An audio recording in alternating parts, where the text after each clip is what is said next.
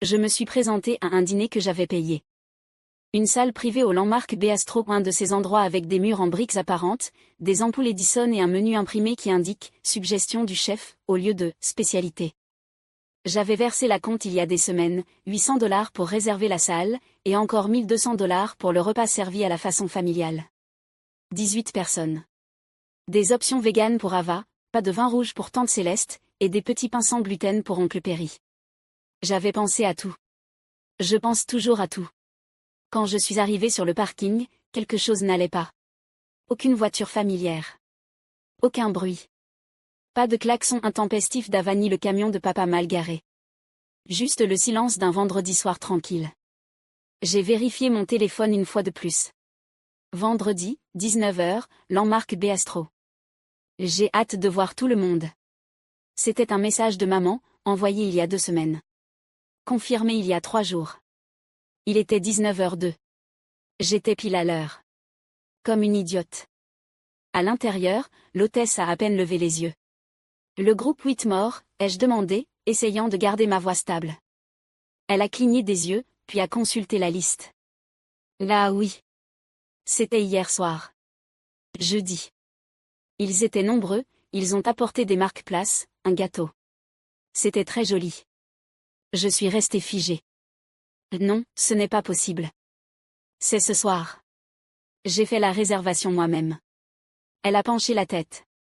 Désolée, madame. Je me fie juste à la liste. Ils étaient là, 18 personnes. Ma bouche s'est ouverte, mais aucun son n'en est sorti. Juste un rire sec et bref, le genre qui vous tranche la gorge en sortant. Je suis sortie et j'ai appelé ma mère. « Salut, ma chérie », a-t-elle répondu, d'une voix trop enjouée. « Où est tout le monde ?» Silence. Puis ce petit rire léger et aérien qu'elle utilise quand elle sait qu'elle a mal agi mais ne veut pas l'admettre. « Oh ma puce, c'était hier. On s'est dit que tu ne viendrais pas. Mais ne t'en fais pas, on t'a mis une assiette de côté. On passera te la déposer. » Je n'ai pas dit au revoir. Je n'ai rien dit. Je suis juste restée là, fixant le trottoir, le téléphone encore à la main, tandis que derrière moi, les lumières du restaurant se reflétaient sur la porte vitrée que je n'avais jamais eu le droit de franchir. Et je me souviens avoir pensé. Est-ce qu'ils ont oublié, ou est-ce qu'ils voulaient que je le ressente? Ce n'était pas la première fois qu'ils m'excluaient. Loin de là. C'était juste la première fois qu'ils ne prenaient même plus la peine de faire semblant. Je crois que c'est ce qui m'a le plus blessée. Pas d'excuses. Pas de fausses urgences. Pas de report maladroit. Juste le silence. Et une assiette de reste. Quand j'étais plus jeune, je croyais que le fait d'être la responsable était quelque chose dont il fallait être fier. Je m'appelle Rachel Whitmore. Je suis l'aînée. Je n'habite pas à proximité. Je ne fais pas de vagues. Et je n'ai pas besoin de grand-chose. C'est comme ça qu'ils me décrivent. Ava, elle, c'était la brillante. La petite dernière. Celle qui avait juste besoin d'un petit coup de pouce pour se lancer. Alors je l'ai aidée. La première fois, c'était après ses études, quand Ava n'arrivait pas à payer son loyer. Maman m'a appelée, inquiète. Elle fait tellement d'efforts, Ra. C'est juste pour ce mois-ci. J'ai viré 6 cents ce soir-là. Ce mois est devenu 1 an et demi. Puis il y a eu son assurance auto. Puis une facture de téléphone temporaire. Puis les frais de scolarité pour un cours de massothérapie qu'elle n'a jamais terminé et pour lequel elle ne m'a jamais remboursé. Quand j'en ai parlé doucement, juste doucement, j'ai toujours eu la même réponse. Arrête d'être aussi comptable. C'est ta sœur. Tu t'en sors mieux qu'elle. Pourquoi tu tiens les comptes? Mais je ne tenais pas les comptes. Je me vidais de mon sang. Et il refusait de le voir. À Noël dernier, j'ai vidé toutes mes économies pour acheter des cadeaux à tout le monde. Je ne voulais rien de spécial, juste une carte, peut-être. À la place, j'ai eu une boîte de chocolat à la menthe et une photo de famille encadrée en or. Je n'y étais pas. Personne ne l'a même remarqué. Il y a 2 ans, Ava m'a envoyé un texto à 23h. Urgence. Bailey a avalé une chaussette. Le veto, c'est 8 cents. S'il te plaît. J'ai envoyé la somme immédiatement. Le lendemain matin, elle a posté une story. Nouveaux ongles. Brunch mimosa. Et la main tatouée d'un mec sur sa cuisse. Légende, saison de la douceur de vivre. J'ai envoyé la story à maman. Elle a répondu. Tu prends toujours tout trop à cœur. Elle essaie juste de vivre. Personne ne m'a demandé si je pouvais me le permettre. Personne ne m'a demandé si j'allais bien. Même quand papa a raté la date limite de paiement de la taxe foncière sur leur maison et qu'ils ont reçu un avis de saisie, c'est moi qui les ai tirés d'affaire. En silence. Un virement en ligne depuis mon fonds d'urgence. Il ne m'a même pas remercié. Il a juste texté. Réglé. Il y a une nuit à laquelle je repense souvent. Quand j'ai entendu ce qu'il pensait vraiment de moi. C'était après que j'ai envoyé $1200 à Ava pour couvrir un chèque sans provision et un avis de coupure. J'étais rentrée en visite. Je suis descendue tard chercher de l'eau et j'ai entendu des voix dans le salon. Ava. Elle est obsédée par le fait de jouer les martyrs. C'est triste, honnêtement, dit maman. Je sais, répondit Ava, elle agit comme si elle était notre sauveuse ou quelque chose du genre, juste parce qu'elle paie des trucs. Papa, en riant, qu'elle paie. Elle n'est pas mariée. Qu'est-ce qu'elle va faire d'autre avec son argent? Ava, de nouveau, avec un air suffisant, elle pense qu'on s'effondrerait sans elle. Pitié. Si elle disparaissait demain, je ne le remarquerais même pas.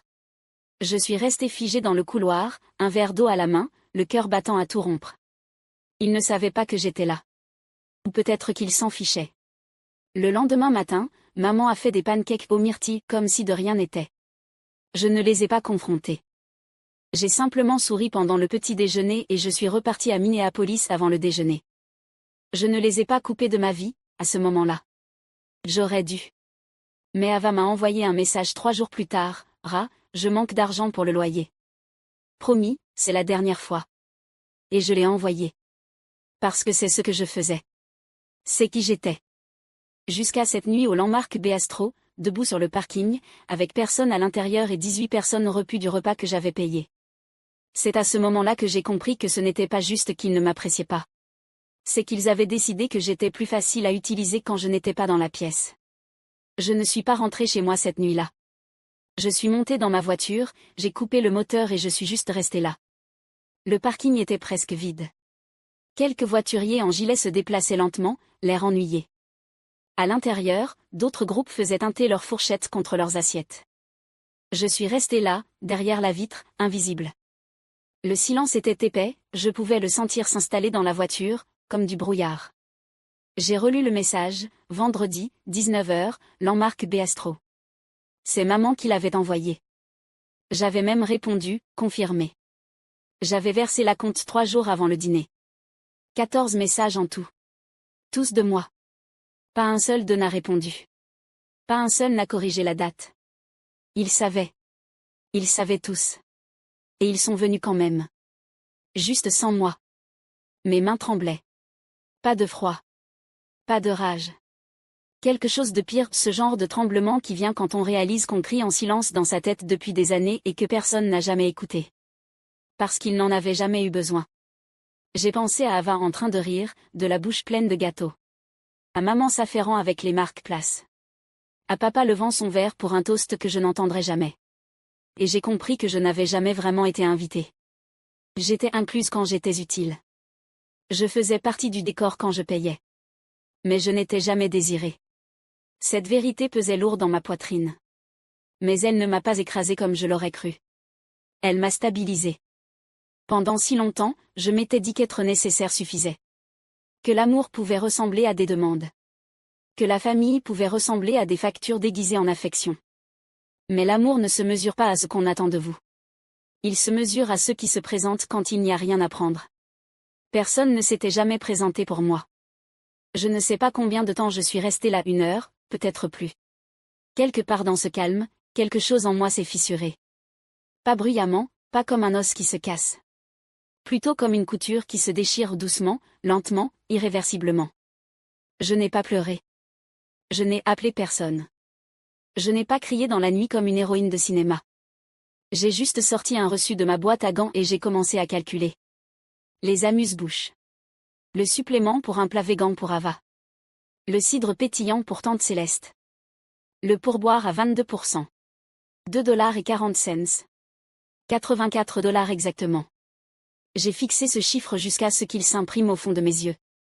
Demain, ils apprendraient ce que ça fait quand la personne qu'ils ignorent arrête de jouer son rôle. Et je savais exactement par où commencer. Le lendemain soir, j'ai envoyé un message sur le groupe familial. Il était court, juste 12 mots, je serai chez maman à 19h. J'ai quelque chose pour tout le monde. Personne n'a demandé ce que c'était. Bien sûr que non. Il ne demandait jamais rien quand il s'agissait de moi. À 18h58, je me suis garée dans l'allée. La lumière du porche était allumée. À l'intérieur, je pouvais voir des silhouettes se déplacer dans le salon, Ava sur son téléphone, papa dans son fauteuil, maman en train de tapoter des coussins comme si nous recevions des invités. Quand je suis entrée, ils ont tous levé les yeux, mais personne n'a dit pardon. Personne n'avait même l'air coupable. « Salut, ma chérie », dit maman. On ne savait pas si tu étais encore fâchée. Je n'ai pas répondu. Je me suis simplement assise et j'ai posé une grosse enveloppe blanche sur la table basse. Ava plissa les yeux, « Qu'est-ce que c'est ?»« C'est une facture, » dis-je d'un ton plat. « Pour le dîner. Celui que vous avez organisé sans moi. » Papa ricana en se penchant en avant, « Tu plaisantes. » Non. Le sourire de maman se crispa, « Tu es sérieuse ? Tu essaies vraiment de nous faire te rembourser ? » Non, répondis-je en me penchant légèrement. Je vous donne le choix. Parce qu'à partir de maintenant, tout ce que vous voudrez de moi viendra avec une facture. La pièce se figea. Même Ava posa son téléphone. La voix de papa devint plus grave, « Tu dois arrêter cette attitude.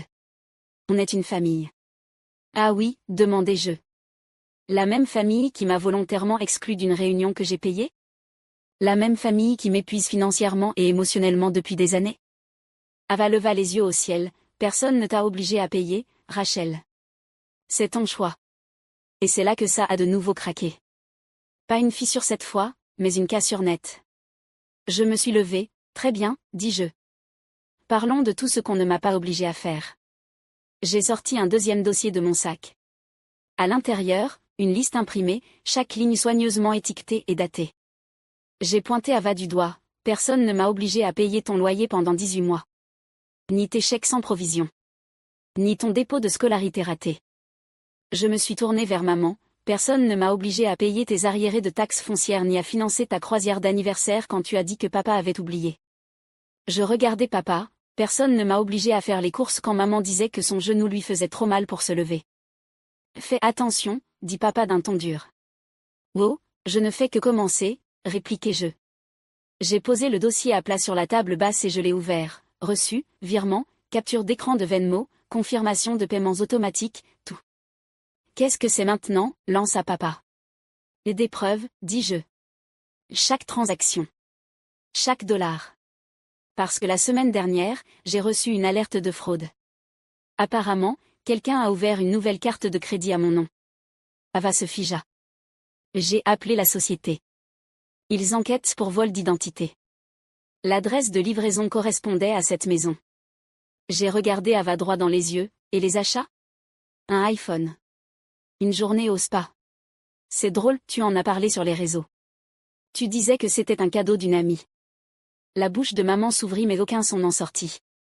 Ava se leva brusquement, tu fais sérieusement tout ça pour ça ? Non, dis-je. Je le fais parce que je le peux enfin. Et pour la première fois, personne n'avait de réponse pleine d'esprit. Personne ne bougeait. Ava avait les bras croisés mais sa mâchoire était maintenant crispée. Son habituel sourire en coin avait disparu, ou presque. Je croyais qu'on avait fini avec ça, dit-elle trop fort.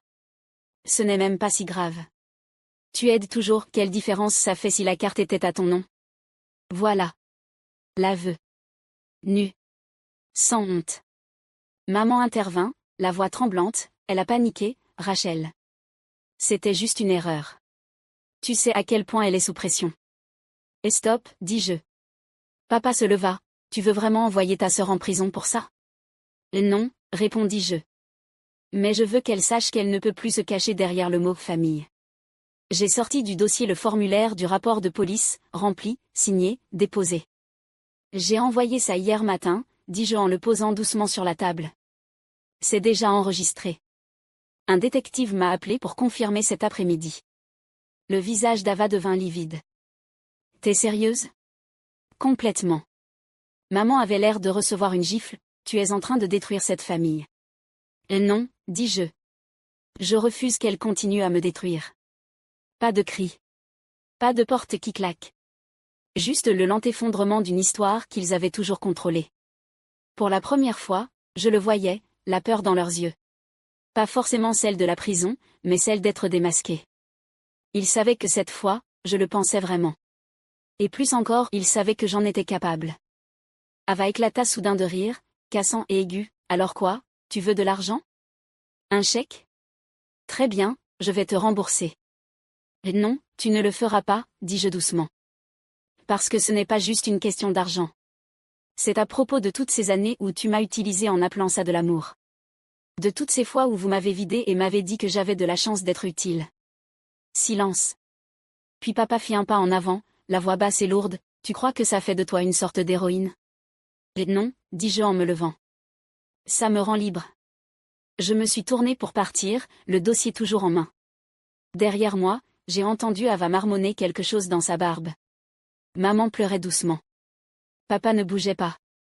Et juste au moment où j'atteignais la porte, j'ai entendu une voix depuis le fond de la pièce. Ce n'était aucun d'eux. C'était Marcus, mon cousin. Le discret. Celui qui ne parlait jamais pendant les repas, ne prenait jamais parti, ne demandait jamais rien. Je voudrais payer ma part, dit-il doucement. Tout le monde se tourna vers lui. Il s'éclaircit la gorge, pour le dîner. C'est normal. Et, je savais pour le changement de date. J'étais là quand ils ont plaisanté en disant qu'ils ne te préviendraient pas. Il baissa la tête, je n'ai rien dit. Je suis désolé. Pour la première fois de la soirée, j'ai souri. Merci, dis-je. Puis je suis parti. Pas parce que j'avais gagné, il n'y avait rien à gagner, mais parce que j'avais enfin cessé de jouer à un jeu auquel je n'avais jamais consenti. Le lendemain matin, à exactement 8h17, mon téléphone a sonné. Numéro privé. J'ai décroché. Bonjour, est-ce que je parle à Rachel Whitmore? Demanda une voix masculine. Oui. Ici l'agent Grant du service de police de Saint-Paul. Nous faisons suite à un signalement de vol d'identité et d'utilisation frauduleuse d'une carte de crédit. L'adresse de facturation correspond à celle de vos parents. Je fermai les yeux. Oui, répondis-je. C'est exact. Nous passerons aujourd'hui pour parler avec les membres du foyer. Vous n'êtes pas obligé d'être présente, je voulais simplement vous en informer. Avez-vous besoin de quelque chose de notre part? Non, monsieur. Vous avez fait votre part. Nous prenons le relais. Il raccrocha. Je restai assise longtemps au bord de mon lit, fixant le silence. Pour une fois, je ne redoutais pas que la sonnette retentisse. Je ne me demandais plus ce qu'ils allaient dire parce que ce n'était plus mon problème à gérer. Plus tard dans la journée, ma mère me laissa un message vocal. Elle ne laisse jamais de message. Rachel. Commença-t-elle, la voix tendue, comme si elle retenait sa panique. Ils sont venus. La police. Ils se sont présentés ce matin alors que j'étais encore en peignoir. Ton père n'avait même pas encore bu son café. 2 agents. Ils ont demandé à nous parler. Tous. Tous, Rachel. Elle expira brusquement. Ils ont dit que quelqu'un avait ouvert une carte de crédit à ton nom. Que les dépenses correspondaient à cette adresse. Sa voix se brisa. Ils ont demandé à voir le téléphone d'Ava. C'est là que l'histoire a commencé à s'effondrer. Ava, elle a essayé de quitter la pièce. Elle a dit qu'elle était en retard pour le travail. Les agents lui ont demandé de se rasseoir. Elle s'est agitée, a protesté, puis a craqué. Ce n'était pas une fraude, elle a dit. Enfin Rachel, elle aide toujours. Je pensais qu'elle s'en moquerait. Mais ensuite, ils ont vérifié ses messages. Des captures d'écran. Un texto envoyé à une amie, utiliser les infos de Rach pour le spa. Elle est trop coincée pour le remarquer. Peu importe. Ce n'était pas juste du vol. C'était une intention documentée. Ce soir-là, j'ai reçu un autre appel de l'inspecteur Henley, qui avait repris l'enquête. Nous avons assez d'éléments pour engager des poursuites, dit-il. Souhaitez-vous continuer? Je n'ai pas répondu tout de suite. À la place, j'ai fait défiler les dizaines de messages qui affluaient désormais de la part de ma mère. On peut arranger ça. Parle-nous, s'il te plaît. De mon père. Tu vas ruiner la vie de ta sœur pour une carte? D'Ava. Espèce de garce égoïste. Je vais tout perdre. C'est vraiment ce que tu veux? Ironique. Personne ne se souciait de moi quand je perdais des morceaux de moi-même. J'ai attendu toute une journée. Puis j'ai rappelé l'inspecteur. Pour l'instant, ai-je dit, suspendez les poursuites formelles. Mais je veux que ce soit noté, si elle touche encore à quoi que ce soit à mon nom, je veux qu'elle soit poursuivie immédiatement. Il a acquiescé. Et juste comme ça, le poids a changé de camp. Pas parce qu'il s'était excusé. Pas parce qu'ils avaient changé. Mais parce que, pour la première fois, j'ai cessé de le porter. 3 jours plus tard, ma mère a rappelé. Sa voix était douce. Trop douce. Comme de la soie posée sur une lame. Et si tu veux vraiment arranger les choses, dit-elle, viens à la maison. Parlons en face à face. Contre mon meilleur jugement, j'y suis allée. Ils étaient tous là. Ava, recroquevillée sur le canapé avec une couverture, comme un animal blessé. Maman, qui faisait les 100 pas papa, silencieux, les bras croisés. On veut juste guérir, dit ma mère, assise en face de moi. On sait que tu es blessé. Mais ça déchire la famille. Non, répondis-je. C'est Ava qui l'a fait. Vous tous l'avez fait quand vous avez décidé qu'il était plus facile de m'utiliser que de m'inclure. Ava n'a même pas levé les yeux vers moi.